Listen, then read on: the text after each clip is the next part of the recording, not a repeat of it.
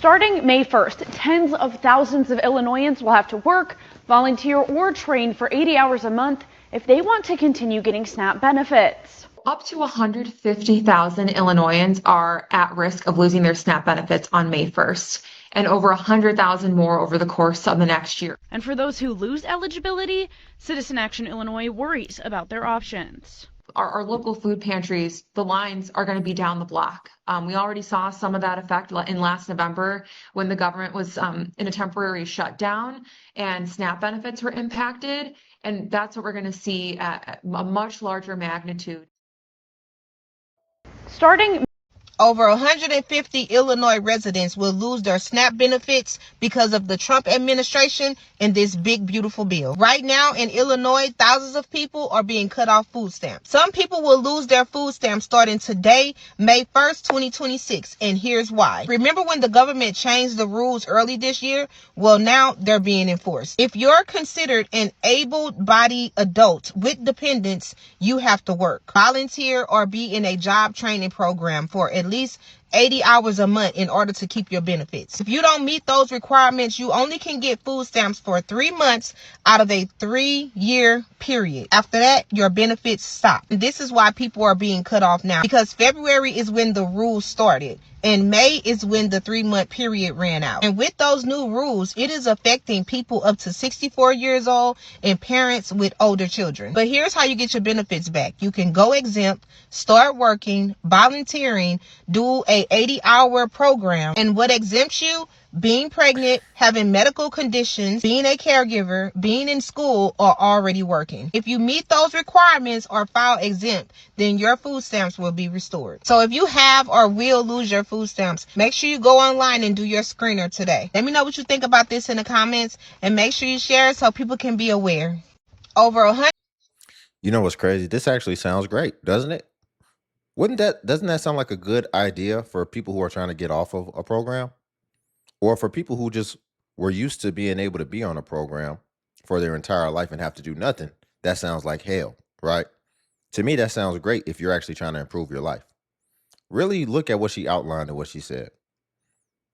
You either have to work a job. I think she said be in school,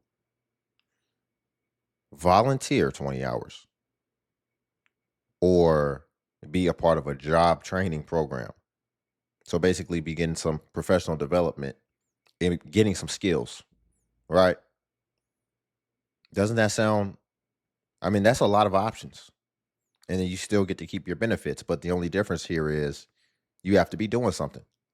See, for the people who complain about, oh, well, I got small kids or whatever and I can't do anything, I'm pretty sure you could find some job training programs online, can't you? But it would probably have to fit into those hours, right? That you would have to be working on there. I'm sure they'd have a way of tracking that.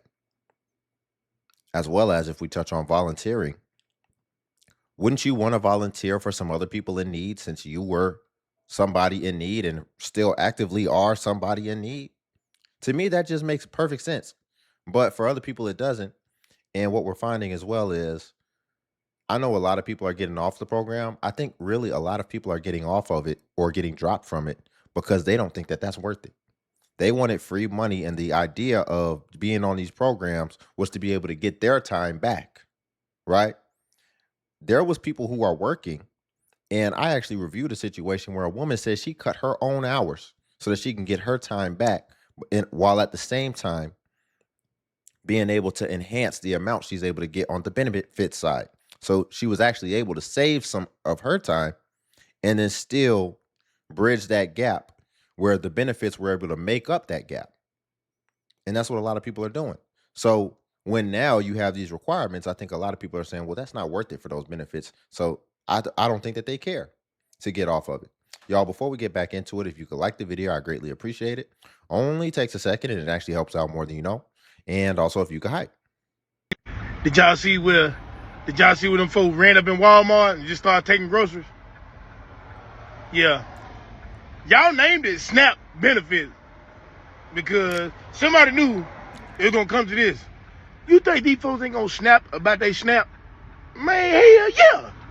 Listen, think about this. How many mothers and fathers out there who had children wouldn't put their life on the line for their kids to eat? Hmm? You ever think about that, Rump? Hmm? You think that you gonna cut off these SNAP benefits and these folks ain't gonna snap? Hmm?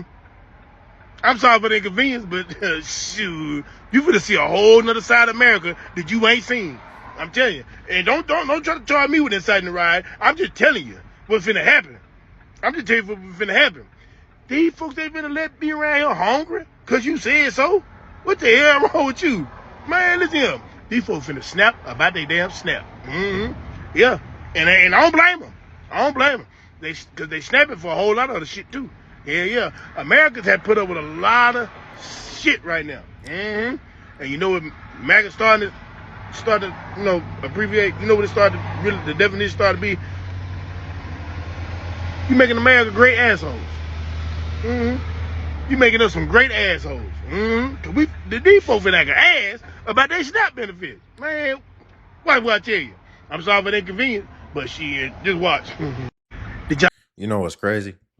He talking about some people will die for their kids and all this type of stuff.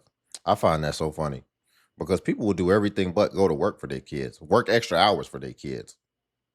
Here's what I mean. Funny enough, he actually looks like a type of dude he looks like that dude in your family that just will do everything but work, right? But I digress. But yeah, I mean, it's funny. They'll be like, I'll die for my kids. I'll do anything for my kids. Then you say, how about you this week work 100 hours? And here's the path to do it. They'd be like, nah, I ain't doing that. I need my time. I got to get my rest. So you mean that you just said that you'll die for your kids, you'll do all this, but you're in a situation and you're not willing to work for your kids? That's where you draw the line, huh? And we could think of a lot of other things as well that people are not willing to do. People procrastinating, getting court notices, acting like it don't exist, pretending like it's not happening, not handling their business. But now all of a sudden we just willing to die and do all this. Yeah, a lot of things are easy to say when you know that it's very low probability that you'll actually have to encounter that. But I think if we actually took things the whole way through, I think we'd actually be very surprised what the outcome would really be. It's time to go on and get up out of Mississippi. I'm going to insert a video. I need y'all to go ahead and watch that for me so that I can go on and get paid, baby. So that I can go on and do what I need to do. All right. Thank you so much. The store to get my groceries. It's like zero balance. Did you call that number on the back of that car at any time? No, baby, I never call it. I always know when I get my stamps and I know how much I get through the app. That's the only way they can get them, if you call that number on the back of the car. But did you check last night to make sure your benefits was on your card? Baby, no, I do none of that. I have the app. It lets me know. Okay. Well, the only thing that we could do is give you this, and you go on to this website, change your PIN, and don't call that number on the back of the card, and they're not going to replace them. We don't know why they're taking them, how they really are taking them, but they won't replace them. I don't know. So we'll just have to wait till next month to get our stamps again? Yes, ma'am. That's crazy. That's absurd. I know. I have 4 kids, including him that I need to get milk for today. Who's your brother? Baby, I don't know. I haven't been here in a while. I know it's time for me to recertify again. What's your case number or something? I put my social, baby.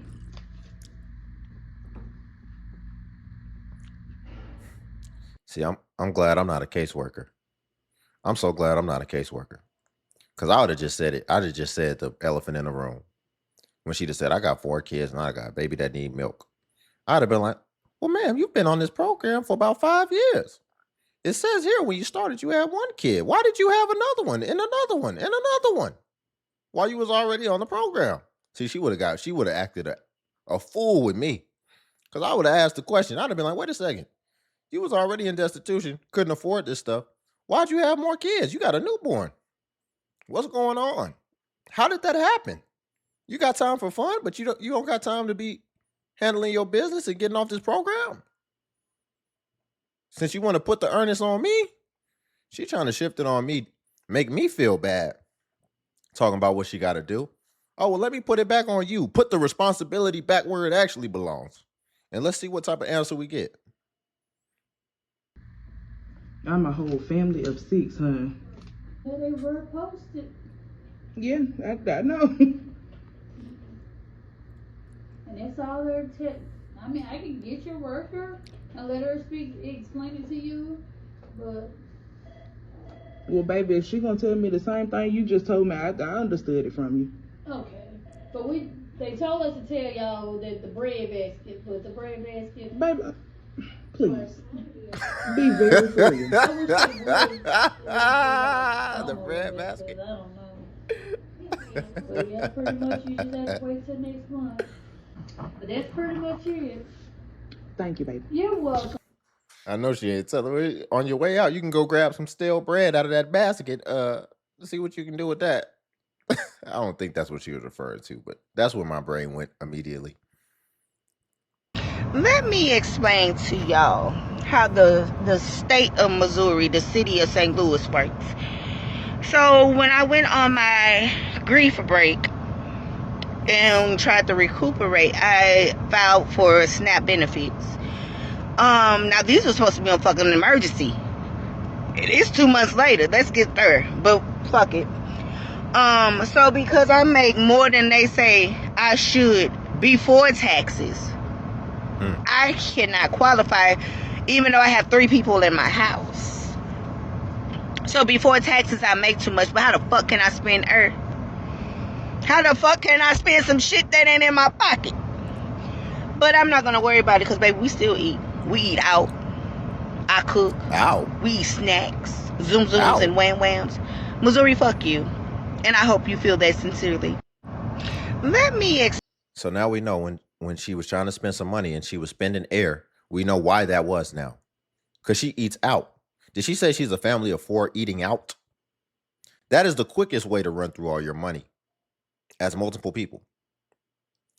I noticed it too. Like whenever you start to multiply things, like in my budget, I'm like, whenever there's more and more people involved with me going out, I notice that it's a multiplier on how much I spend. If it's just me, I know how to just have a good time and I don't got to spend that much money. But the more and more people that get added on to my tab, it gets crazy. And she knows darn well that's the case with kids. Why are you eating out? The idea is you can eat for much cheaper. You eat out with kids. 4 people going to eat out. You're gonna spend at least $150, $200. Whereas you could have spent $30 and actually made a much larger meal that probably would have had leftovers as well. So now we can understand what the issue here is, right? As far as her running out of money. It's not you're not managing your money effectively. Now, I do agree. Taxes are outrageous. And I hate that they based a lot of things based off of our gross as opposed to our net. If you don't know what gross is just basically the money before taxes are taken out, right? If you made 100K this year, gross, that's in total what you made before they took out taxes, Social Security, the works. And then your net is what actually clears after the fact and what you actually see in your bank account, right? Typically what'll get directly deposited after they've taken everything out, or if you get checks. I agree with that. I think that's what people need to be outraging about instead of these benefits. Previously, no data was shared. We had no idea where the taxpayer dollars were spent. Just one red state, the recent dump of data, we found SNAP recipients. Whoa. Before we get started, the caption here says more than 10,000 SNAP scammers are driving luxury cars, and this is in just one state. So they must have did some analysis. They must have conducted an analysis to understand the amount of people who are on government assistance and they're driving luxury cars. And this is what they were able to come up with.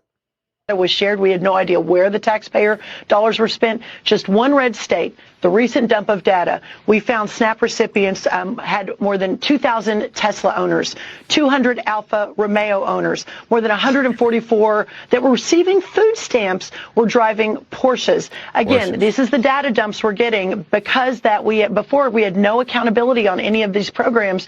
We now are requiring accountability. The blue states are suing us. They don't want to share the data. And can you imagine imagine this was a red state where there is actually some taxpayer accountability. Imagine what's happening in the blue states if that's happening in the red states. Sharing previous. So it's funny, this kind of intersects with the last video we just watched, right? People on these programs, but look at the decisions they're making. Look at the priorities that they're prioritizing, right? You're on government assistance. So it's only two things that could be happening here. One, you're just egregiously abusing it and taking advantage of it, right? Or two, you do need it, but you still just want what you want, and you decide to prioritize that, which then digs you deeper and is the reason why you can never get yourself out of that hole, right? So only two, it can only be one of those. And honestly, I would say it's probably the more egregious, fraudulent side of things in most cases, as we see, right? Because, it's really funny, right? Whenever we see people really complaining on here, you notice it's every time it's some young, able-bodied people who just got a lot of kids or who don't have no kids. It's funny. Whenever people are complaining and they're saying, oh no, how could you do this? The elderly, the disabled, the veterans, how's this going to affect them? They try to use that when they know what we're referring to, which is the people who are abusing it, who don't need it, who shouldn't need it, and who need to actually try in life. But funny enough, we never really see veterans come on here complaining. We never really see the elderly come on here complaining, the truly elderly. We never really see disabled people come on here complaining. But yet that's what everybody's saying. And whenever you talk about it, they say, oh, you don't care about these segments, these groups. But yet these are not the ones on here complaining. So if they're not the ones coming online complaining, then what that is an indication of is that they're still getting their stuff. So that's why they're not. It sounds like things are working exactly the way they should, and that other people are trying to virtue signal in order to try to preserve their own interests and their own benefits ultimately. You want me to give you a piss poor statistics? Only half of the elderly age 60 and above apply for food stamps that are eligible for it. And of the ones that get it, 75% of them only get $23 a month, because that's the minimum amount that they can give a senior citizen.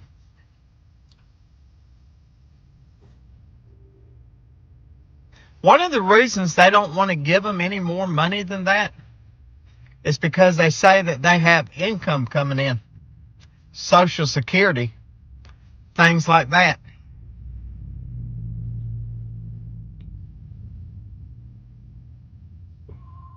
These poor people have so many medical expenses that it's not even funny. And there's no one there to help a lot of them. They don't realize that they can deduct those medical expenses against their income. So most of them don't. We have young people that's getting thousands of dollars a month. Exactly. And you know what's crazy too? I run across a lot of elderly people, and by elderly people, just by the stats, definitely over 60 years old, right? Just in my day-to-day life. And I see a lot of them working like labor jobs, whether it's cashier, the works. And they're still working. And I think that can contribute to it as well.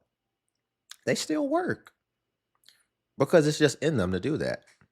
And it's a lot of people who were raised not to rely on handouts and to actually work hard. But what we're finding is that there's a younger generation that feels a little bit more entitled and doesn't feel like they should have to work, or that work is worth it to them. They see the money that they get and they're just like, oh, this isn't worth it to me.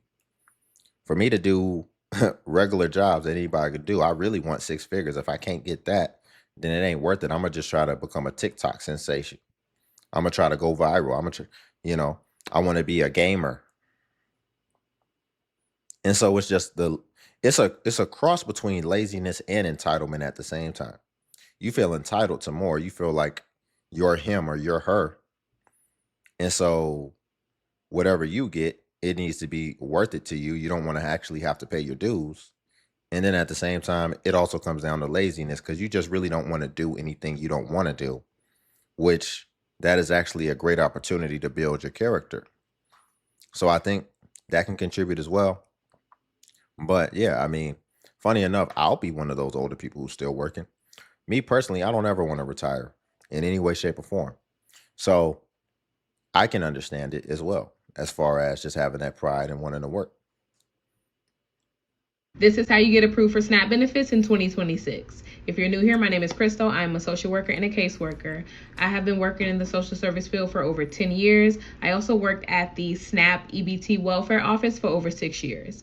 I have processed hundreds of SNAP cases, and this is how you get approved for SNAP benefits in 2026. Number 1, you cannot be afraid to submit an application. I know that may sound like a no-brainer, but I've met with so many people that are afraid to submit an application because of fear that they're going to get denied. The only way to know for sure if you're going to get approved is to submit an application. The worst that they can say is no. That way, even if you get denied, you'll know exactly what needs to change before you're able to get approved. So submit the application. Number 2, you have to understand that SNAP is an income versus expenses game. That means that the two main factors in determining if you're eligible for these benefits is your income versus your expenses. I know a lot of times people think that if they report certain things, like that they're homeless or that they're in school, that it will automatically get them approved, and that's not true. There are many people who are homeless but still earn too much to qualify for this program. So you being homeless in itself doesn't automatically guarantee that you'll get approved. What will get you approved is if your income is under the income standard for your household size to be approved. So even if you report to be homeless, if your income is over the income standard for your household size, you still won't get approved. Number 3, you need to understand that overtime is still considered income. A lot of times people come in with overtime on their pay stubs and they get upset when that overtime is added to the income that is used to determine if they're eligible or not. But just because your overtime is inconsistent doesn't mean it gets disregarded. If the pay stubs that you submit with your application has overtime on them, that overtime pay will be used. And number 4, if you apply and you're denied, you need to file an appeal. I've seen so many times where someone would get denied initially and they would win their case on appeal. But keep in mind, you're only going to win the appeal if an error was made on your case. The people that are processing your case are only human, and sometimes they make mistakes. So if you disagree with the denial, you need to file an appeal immediately. Keep in mind that you only have 90 days from the denial date to submit an appeal in most states. So if you guys have any questions about any of these, feel free to let me know, and I hope this helped. This is how you get approved for. I thought I was going to agree with a lot of things that she was doing because the way she presented herself was very professional. And I don't think that she has bad intention behind it, but I think it could be kind of dangerous. Basically letting people know how this works, because the first thing that came out of her mouth immediately was a red flag to me. The first thing she said was, just apply. Anybody, just apply. Just see if you'll get denied. And that's what people are doing right now. There's people who don't need these benefits, right? It's like a person like me. It's like she's saying, just apply. Just see what you can get. And then at the very least, you'll see what you need to do when they tell you why you got denied, i.e., you're working too much overtime. You make too much. So what I'm supposed to do then? I'm supposed to make less? I'm supposed to quit my job? I'm supposed to stop working overtime so I can get the benefits? And ultimately, why am I applying if I'm surviving just fine? Right? I think that somebody who is in a destitute situation and who is on the street has heard of this program, and they'll go apply for it. They'll try. But just telling just everybody to just apply, just see what happens. Just see if you get approved. Maybe I'm misinterpreting her intent. That is possible. Because again, I respect the way that she presented herself. So maybe that could be possible, and I am open to that. However, just giving the inside scoop on all these things, if it's your overtime, then she's like, file the appeal no matter what. because they might have made an error. Well, you'll probably get the paperwork to see if they made an error, but she just said always file an appeal.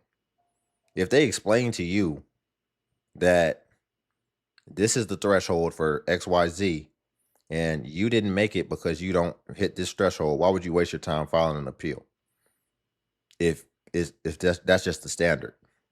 Just know why you didn't qualify. They'll probably tell you. Most people are going to want to know why.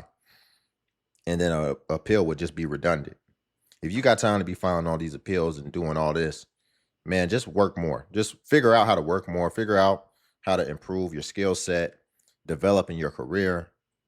Let's stop putting so much time and energy into just trying to see if we can get something for free. SNAP benefits are going to be cut off for hundreds of thousands of people tomorrow.